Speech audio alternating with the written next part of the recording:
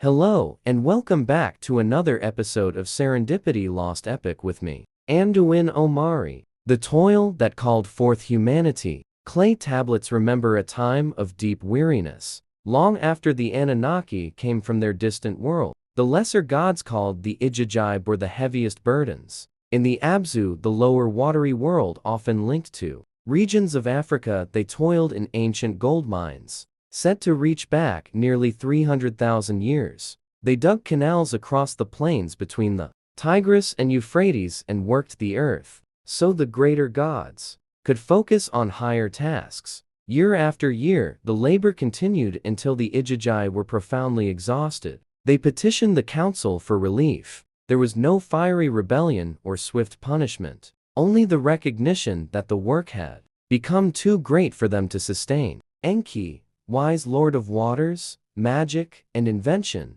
offered a different path. With the mother goddess Ninhursag, he took clay from the earth and mixed it with divine essence. From this union of matter and living spark, the first humans were formed, created not in anger, but as capable helpers. Beings meant to shoulder the toil so the Ijajai might rest. Primitive workers, yet intelligent enough to serve. They were born from the same creative force that animated the gods. That motif recurs across cultures. Hephaestus Talos, a bronze guardian animated by divine ichor. The modern term robot, coined by Carol Apik from the root for forced labor. The thread is ancient crafting servants, bearing the weight of unending work, and seeking balance between creators and the created. Later chapters in the lost book of Enki record sorrow, as humanity multiplied and filled the world with noise. Enlil stern and wearied found rest impossible, and called for a great flood.